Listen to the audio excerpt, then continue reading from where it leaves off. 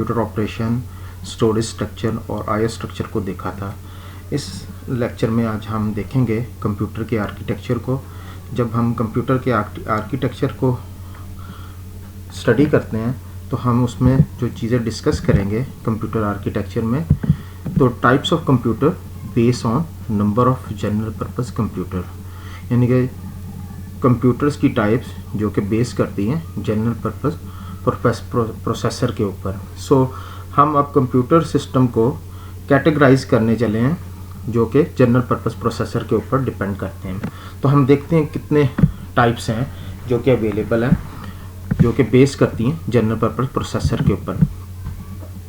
सबसे पहले single processor system, जैसे कि नेम इटसेल्फ रिफ्लेक्ट देयर कि वो सिस्टम जिनमें सिर्फ एक सिंगल प्रोसेसर हो, that is known as a single processor system. Multi processor system, ऐसे सिस्टम जिसमें दो या दो से ज़्यादा प्रोसेसर मौजूद हों, उनको हम मल्टी प्रोसेसर सिस्टम कहते हैं। नेक्स्ट वन जो है cluster system.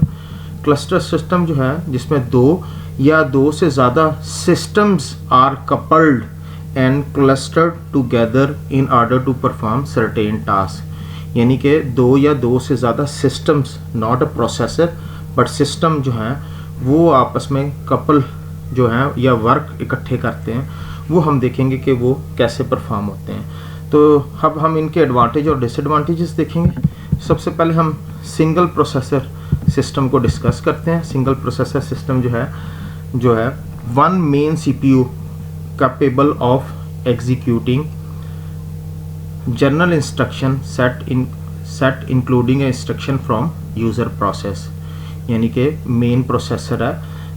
That's mean single processor system, only one CPU capable of executing general purpose instruction set including instruction from user process, यानी कि यूज़र की तरफ से जो इंस्ट्रक्शन आई हैं वो सिंगल प्रोसेसर जो है वो उसको प्रोसेस करता है। That is single processor system. General purpose instruction जो भी यूज़र देगा उनको वो प्रोसेस करेगा जनरल पर्पस के लिए। अब नेक्स्ट लाइन जो है other special purpose processor also present which perform device specific task। इसका क्या मतलब है कि हमारे पास एक सिंगल प्रोसेसर है जनरल पर्पस सिस्टम के अंदर, तो यहाँ पे there are some other processor present which does not do the general purpose task but it perform specific task, device task, perform device specific task, यानी कि एक डिवाइस से रेलिवेंट जो टास्क है वो परफॉर्म करते हैं। किस तरह इसको देखते हैं, इससे क्या मतलब बनता है? इसका मतलब ये है कि हमारे कंप्यूटर के अंदर चंद सर्टेन डिवाइसेस होती हैं, जैसे कीबोर्ड है, डिस्क है, हार्ड डिस्क है, वगैरह वगैरह। तो ये तमाम के तमाम जो हैं इनमें माइक्रो प्रोसेसर मौजूद हैं which specified to do specific task related to this device. उस डिवाइस से रेलिवेंट जो टास्क होगा वो ये प्रोसेसर परफॉर्म करेंगे। That's why that is known as a special purpose processors. इनको स्पेशल पर्पस प्रोसेसर कहते हैं। मिसाल के तौर पे आपके कीबोर्ड होता है, जब आप कीबोर्ड से की प्रेस करते हैं the key stroke will be converted in some code. आपने जो की प्रेस की है उसका कोई कोड कन्वर्ट होता है। लेट्स से हम कहते हैं कि वो बाइनरी कोड जो है वो कंप्यूटर अंडरस्टैंड करता है। जब आपने कोई भी की प्रेस की और वो जो है आपने जो की टाइप किया, लेट्स से आपने ए टाइप किया था, तो A is a 65 code that will be converted into a binary code. तो उसको बाइनरी कोड में कन्वर्ट किया जाएगा। इन ऑर्डर टू कन्वर्ट की स्ट्रोक इनटू अ कोड, वो जो आपने की प्रेस की थी उसको कन्वर्ट करना हो आपने कोड में, there is present little micro processor on a keyboard. एक माइक्रो प्रोसेसर मौजूद होगा जो परफॉर्म कर रहा होगा आपके की स्ट्रोक को कोड में कन्वर्ट कर रहा होगा। Those are special purpose processor which are not a general purpose processor, यानी कि ये फ़र्क है कि वो जनरल पर्पस तो जनरल पर्पस इंस्ट्रक्शन एग्जीक्यूट कर रहा है, बट ये जो स्पेशल पर्पस प्रोसेसर है that perform device specific task, यानी कि वो स्पेसिफिक है वो एक टास्क परफॉर्म करने के लिए। तो क्वेश्चन अब आपका ये होगा कि सिंगल प्रोसेसर सिस्टम जब हम कह रहे हैं और यहाँ पे हमने discuss more than one processor discuss कर लिए, तो इसका मतलब है कि जनरल और स्पेशल पर्पस प्रोसेसर मौजूद हैं, लेकिन हम इस सिस्टम को जो है नाम जनरल पर्पस प्रोसेसर के ऊपर इसका नाम जो है वो सिंगल प्रोसेसर सिस्टम रखा है, क्योंकि जनरल पर्पस जो प्रोसेसर है that is only a one, so that's why कि हम इसका नाम जो रख रहे हैं इस सिस्टम का वो हम specific to general purpose, so we have single general purpose processor, that's why it is general purpose system, इसको हम जनरल पर्पस सिस्टम कहेंगे। तो ये हमारा था फर्स्ट प्रोसेसर और फर्स्ट कंप्यूटर की टाइप। अब हम देखते हैं मल्टी प्रोसेसर। नेम जो है वो इसका इट सेल्फ रिप्रेजेंट, यहाँ पे there will be a two or more than two processor will be a present. So हम यहाँ पे देखते हैं इसको सबसे पहले as also known as a parallel or tightly coupled system. ठीक है जी, ये जो है मल्टी प्रोसेसर सिस्टम में जो है दो या दो से ज़्यादा जो है वो प्रोसेसर मौजूद होते हैं। अभी हम आगे डिस्कस करते हैं कि कैसे इनकी वर्किंग होती है।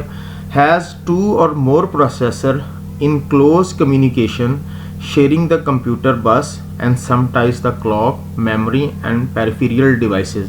दो या दो से ज़्यादा प्रोसेसर जो है वो क्लोज कम्युनिकेशन में होते हैं, वो एक कॉमन बस और रिसोर्सेज को जो है वो आपस में शेयर कर रहे होते हैं। जैसे एक processor unlike single processor which have single processor, यहाँ पे जो है दो या दो से ज़्यादा प्रोसेसर मौजूद हैं जो कि क्लोजली कम्युनिकेट कर रहे हैं। They work together to perform certain task. What are those task, वो कौन से टास्क हैं जो वो ये परफॉर्म करते हैं, लेकिन वर्किंग इनकी इकट्ठी है। ये एक सिंगल टास्क भी हो सकता है जो ये दो परफॉर्म कर रहे हो, दो या दो से ज़्यादा प्रोसेसर, और डिफरेंट टास्क भी हैं डिपेंडिंग अपॉन द सिस्टम। जो आपका सिस्टम है उस पर डिपेंड कर रहा होता है, या तो वो प्रोसेसर जो हैं वो एक ही टास्क सारे परफॉर्म कर रहे होंगे या डिफरेंट टास्क जो हैं वो सेपरेटली परफॉर्म कर रहे होंगे। तो in order to work together they need to have close communication and synchronization to each other. ये आपस में क्लोज कम्युनिकेशन होती है इनकी।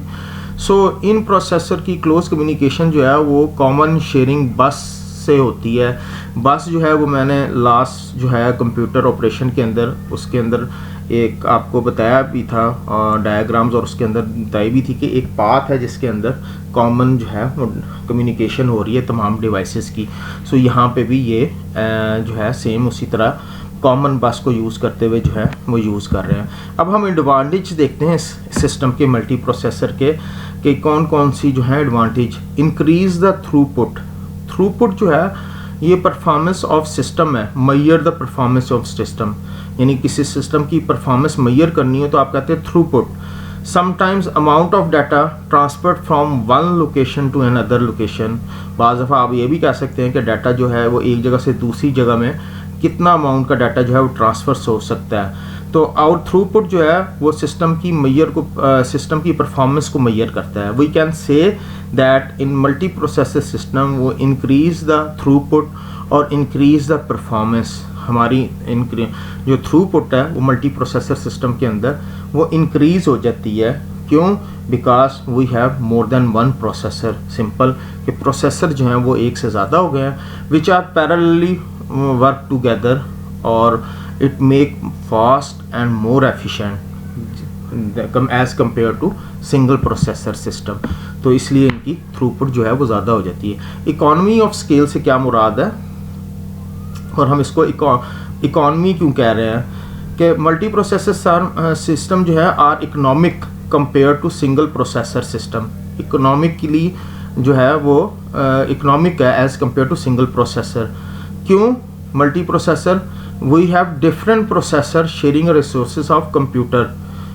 मल्टी प्रोसेसर है डिफरेंट और वो शेयरिंग रिसोर्स शेयर कर रहे हैं, बट वो सिंगल प्रोसेसर सिस्टम के अंदर जो है वो सेम अमाउंट ऑफ पावर वो एक सिस्टम यूज़ कर रहा है और रिसोर्सेज भी जो है वो इंडिविजुअल यूज़ हो रही हैं। बट मल्टीपल प्रोसेसर सिस्टम के अंदर जो है रिसोर्सेज वही हैं लेकिन वही अमाउंट ऑफ पावर है और रिसोर्सेज वही हैं और मल्टीपल प्रोसेसर वो जो है वो उनको यूज़ कर रहा है। सो दैट्स वाई इकोनॉमिक यानी कि जितनी पावर ए या कंजप्शन एक सिंगल प्रोसेसर सिस्टम ने करनी है उतनी ही मल्टी प्रोसेसर सिस्टम जो है वो परफॉर्म कर रहा है और उसकी थ्रूपुट भी ज़्यादा है। सो कहते हैं multi processor sharing the resources, इस तरह वो रिसोर्सेज शेयर कर रहा है कि we have economy of scale, it's mean more economic than the single processor. अगर आपके पास 3 प्रोसेसर हैं मल्टी प्रोसेसर सिस्टम के अंदर as compare to single processor require 3 different single processor system with individual resources. एक 3 प्रोसेसर लगे हुए हैं मल्टी प्रोसेसर सिस्टम के अंदर और वो रिसोर्सेज शेयर कर रहे हैं, और as compare to 3 single processor system जो है उनको इंडिविजुअल उतने रिसोर्सेज चाहिए। हालांकि जो मल्टी प्रोसेसर सिस्टम जो है वो as compare to single processor system के उन रिसोर्सेज को शेयर कर रहा है, इकोनॉमिकली वो जो है बेटर है than the single processor systems के अंदर, क्योंकि रिसोर्स शेयरिंग हो रही है। So that is also reasonable to reduce the cost जो है वो आपकी रिड्यूस हो रही है। That's why economy of scale इसको वर्ड यूज़ किया गया है। नेक्स्ट जो है वो इंक्रीज द रिलायबिलिटी जो है वो एक इम्पोर्टेंट फैक्टर है, और ख़ास तौर पे जब आपका सेटअप ऐसा हो जहाँ पे रिलायबिलिटी जो है वो मोस्ट इम्पोर्टेंट हो, जैसे बैंकिंग सेक्टर है तो वहाँ पे अगर एटीएम चल रही है तो एटीएम मीन 24 आवर अवेलेबिलिटी होनी चाहिए उसकी कस्टमर को, तो वहाँ पे जो है वो ये फैक्टर जो है रिलायबिलिटी बहुत काउंट करती है। तो ये सिस्टम जो है मल्टी प्रोसेसर मोर रिलायबल है as compare to single processor. Why reason क्या है इसकी? आप एक से ज़्यादा प्रोसेसर हैं, पहली वजह तो ये।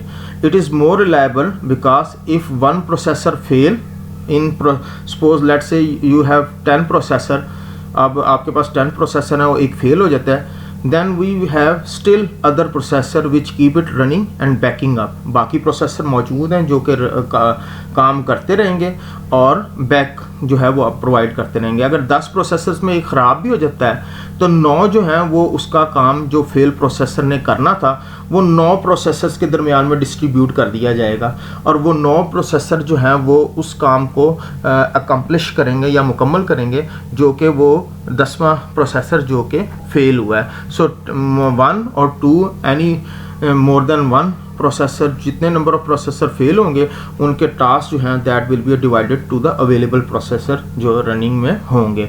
सो giving you a complete failure of system it will still continue to work even performance will little reduce. जी, इसमें रिलायबिलिटी ये है कि सिंगल प्रोसेसर में तो अगर प्रोसेसर फेल हो गया तो वो सिस्टम ही बिल्कुल फेल हो गया, आप उसको यूज़ ही नहीं कर सकते।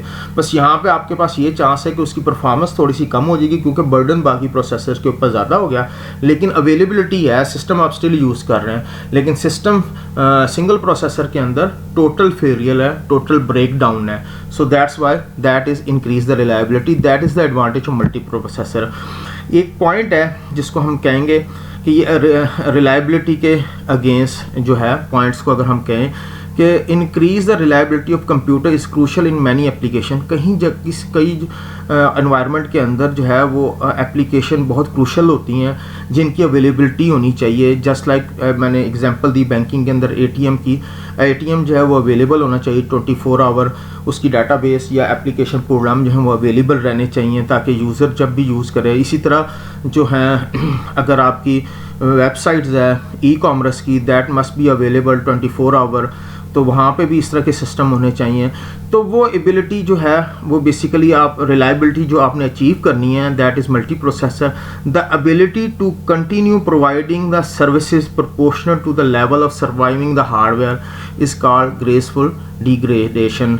अभी मैंने जैसे बताया था कि 10 में से 9 एक फेल भी होगा तो बाकी 9 जो हैं वो अपना काम जो है वो कंटिन्यू रखेंगे, दैट इज़ ग्रेसफुल डिग्रेडेशन जो है इस टर्म को हम यूज़ करेंगे। सो दैट इज़ अच्छा। इससे ज़्यादा एक स्टेप और अगर हम आगे जाएं तो जो कुछ सिस्टम ऐसे हैं जो ग्रेसफुल डिग्रेडेशन से भी ज़्यादा आगे चले जाते हैं, उसको हम कहते हैं fault tolerant. Fault tolerant mean कि आपका कोई एक सिंगल कंपोनेंट सिस्टम के अंदर फेल भी हो गया है तो system still continue operation, system जो है वो स्टिल कंटिन्यू कर रहा है।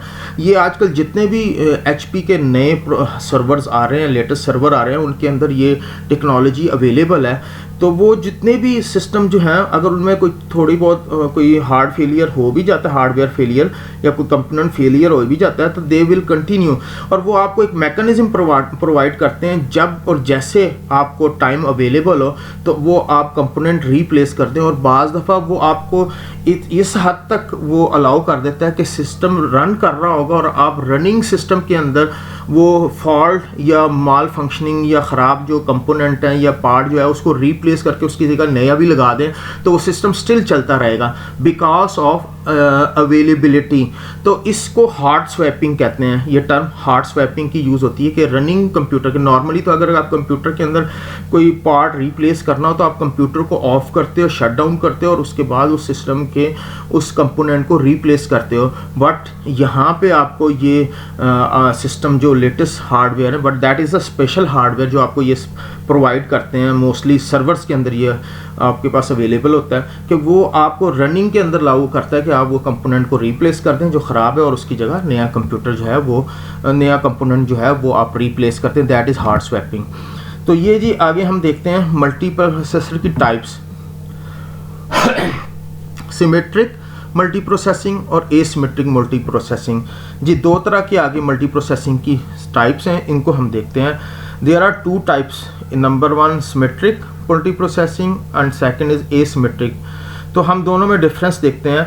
अगर आप सिमेट्रिक मल्टी प्रोसेसिंग देखें तो यहाँ पे हमारे पास CPU 1, 2 और 3 है और यहाँ पे हमारे पास प्रोसेस जो है वो P1, P2, P3 जो हमने डिनोट किए हुए हैं यहाँ डायग्राम के अंदर। एग्जीक्यूटिंग, ये एग्जीक्यूट हो रहे हैं, ये जो ऑल CPU जो हैं आर सिमिलर, ये तमाम CPU जो हैं वो सिमिलर हैं या सेम आप कंसिडर करें इन सिमेट्रिक मल्टी प्रोसेसिंग के अंदर। तो क्या होगा, they all participate performing all these task P1, P2, P3। ये P1, P2, P3 जो प्रोसेस है इनको परफॉर्म करने के अंदर CPU 1, 2, 3 जो है ये तमाम के तमाम अपना पार्टिसिपेशन लेंगे। They are similar, so all CPU involve to in these tasks that is known as symmetric multi processing system। जी अब हम आते हैं यहाँ पे इन जो है इन एसिमेट्रिक मल्टी प्रोसेसिंग। यहाँ पे आपको डायग्राम में ये जो रेक्टेंगुलर शेप नज़र आ रही है that will be a CPU, आप इनको CPU कंसीडर करें। तो यहाँ पे कॉन्सेप्ट जो है मास्टर स्लेव अप्रोच यूज़ की जाती है या बॉस कह लें, मास्टर को बॉस अप्रोच है, मास्टर अप्रोच है जो कि आपने लिया है। जो एक CPU जो है that will act as a master और remaining will be as a slave. जो मास्टर का क्या करता है, मास्टर जो है वो इनको मॉनिटर करता है और इन प्रोसेसर को, स्लेव्स प्रोसेसर को, and assign the task to the other processor. Master will assign the task to the other processor. So master is a monitor which is supervisor or guiding to the other processor. Master will guide that slave processors. So and slaves takes care of particular task. Suppose slave 1 is carrying task P1 process P1, जो slave 1 जो है वो P1 process जो है उसको जो है perform कर रहा है। P2 स्लेव 2 P2 को, स्लेव 3 जो है P3 को, और that is irrespective and don't care about P1 जो है उसका स्लेव 2 से कोई ताल्लुक़ नहीं है, P1 का स्लेव 3 से भी कोई ताल्लुक़ नहीं है। सो जो इसकी जो है रिस्पॉन्सिबिलिटी P1 की वो सारी की सारी स्लेव 1 के ऊपर है। अच्छा इसमें क्या है, अगर एक स्लेव जो है वो फेल हो जाता है इस इन्वायरमेंट के अंदर तो मास्टर जो है that will take care how that work will be distribute among the other process. Master की जिम्मेदारी है अगर कोई प्रोसेसर जो है स्लेव वो ख़राब हो जाता है या फेल हो जाता है उसके काम को किस तरह डिस्ट्रीब्यूट किया जाए। So in asymmetric master slave approach but in symmetric their master slave approach will be a processor or difference between asymmetric और आपकी जो है जो है इसमें पीयर टू पीयर अप्रोच है, सॉरी इसमें पीयर टू पीयर अप्रोच है, that there is master to slave approach है यहाँ पे। तो यहाँ पे दे आर सेम और similar process, they are taking care of each जो है प्रोसेस का जो है वो केयर कर रहे हैं, that is peer to peer approach. But there is master and slave approach है यहाँ पे। तो there is difference, master and slave जो है यहाँ पे दो तरह की टाइप्स ऑफ मल्टी प्रोसेसिंग है, सिमेट्रिक और multi processing.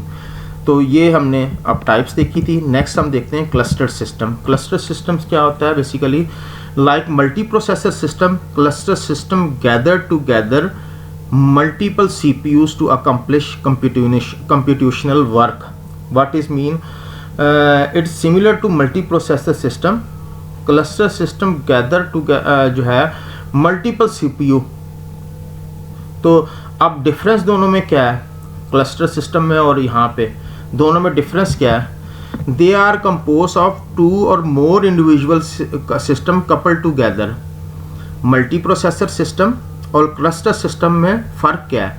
There are more than one processor, but there are more than two and more than two are systems, system complete systems are coupled together. That is the difference between multi processor and clustered system, जो कि basic जो difference है इनके दरमियान में।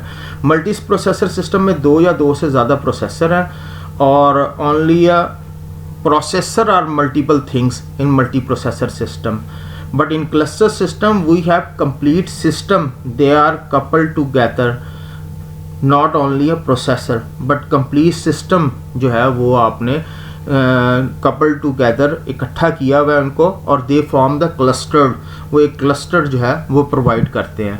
Provide the high availability, सबसे बड़ा advantage जो है इसका, जिस तरह मल्टी प्रोसेसर सिस्टम में अवेलेबिलिटी एक बहुत बड़ा फैक्टर था, तो यहाँ पे भी availability is a one of the factor. So it provide the high availability. You may guess why high availability? We have more than one system couple together. आपने दो से ज़्यादा सिस्टम जो हैं वो आपस में कपल किए हुए हैं जो कि वर्किंग कर रहे हैं। अगर एक सिस्टम जो है वो फेल भी जो होता है तो बाकी सिस्टम जो है वो उसके टास्क का जो है वो कंप्लीट करते हैं। अगर one system goes to fail, the other will accomplish the task perform by the fail system. Fail system ने जो टास्क परफॉर्म करना था वो बाकी सिस्टम जो हैं वो उसको कंप्लीट करेंगे। So you do not have the complete failure if one और टू सिस्टम फेल्स। यहाँ पे भी अगर आपका एक सिस्टम फेल हो जाता है तो कंप्लीट फेलियर नहीं है, बाकी जो है रेस्ट ऑफ सिस्टम जो बाकी हैं take care of the task, वो बाकी करेंगे। तो chance of complete failure is very less. तो ये प्रोबेबिलिटी ही बहुत कम है कि कंप्लीट फेलियर हो जाए क्लस्टर सिस्टम के अंदर, क्योंकि मोर देन वन सिस्टम जो है वो वर्किंग कर रहे हैं। सो वहाँ पे अगर एक सिस्टम फेल भी हो जाता है तो वो बाकी सिस्टम जो है उसका ख्याल रखते हैं। सो that is high availability in that system. अच्छा, कैन स्ट्रक्चर सिमेट्रिक और सिमेट्रिकली, आप जो है क्लस्टर्ड सिस्टम को भी, ये जो क्लस्टर सिस्टम है इसको भी आप डेवलप कर सकते हैं या स्ट्रक्चर कर सकते हैं एसिमेट्रिकली और सिमेट्रिकली, जो कि हमने मल्टी प्रोसेसिंग सिस्टम के अंदर देखा था, जैसे कि मल्टी प्रोसेसर सिस्टम के अंदर था। तो इसमें जो है सबसे पहले अगर एसिमेट्रिकली आपने क्लस्टर सिस्टम को डेवलप किया, one machine hot stand by mode and line other runs applications, और बाकी जो है वो एप्लीकेशन जो है वो वर्क करेंगी। जैसे हमें पता है एसिमेट्री के अंदर एक मास्टर स्लेव अप्रोच होती है, जो कि हमने पीछे मल्टी प्रोसेसर के अंदर देखा था कि एक सीपीयू जो है वो मास्टर होता है, बाकी जो है वो स्लेव होते हैं। So there is one machine hot stand by, the hot stand by mode machine like a master machine, that is master machine. और हॉट बाय स्टैंड मशीन जो है वो मॉनिटर करती है बाकी machine which are running the applications, जो कि application run कर रहे होते हैं। तो that is hot machine is a master machine and other application will are running other systems that are the slaves. So that is clustered system के अंदर asymmetric approach को यूज़ करते हुए आपने इसको इम्प्लीमेंट किया। अच्छा, अगर इसी तरह अगर आप जो है सिमेट्रिक अप्रोच को करते हैं तो 2 or more hosts run application and monitor each other. There will only a one machine which are monitoring the other machines, but there are 2 or more, 2 या 2 से ज़्यादा जितनी भी machines हैं वो पैरेलली एप्लीकेशन भी रन कर रही हैं, but they are monitoring to each other, वो एक दूसरे को मॉनिटर भी कर रहे हैं. So here all machine run the application and they are monitoring to each other, but in asymmetric only one machine monitoring the each other. So which one is the best? So इसका मतलब है तो जो resources जहाँ में सबसे ज़्यादा utilise हो रहे हैं वो आपके सिमेट्रिक जो है अप्रोच, इसके अंदर रिसोर्सेज जो है वो बेटर यूटिलाइज हो रहे हैं. सो सिमेट्रिकली जो है approach that is better as compared to asymmetric because there are all resources are utilized. So आज हमने कंप्यूटर आर्किटेक्चर में हमने अकॉर्डिंग टू कैटेगराइज किया सिस्टम्स को according to their processors. So that is computer architectures.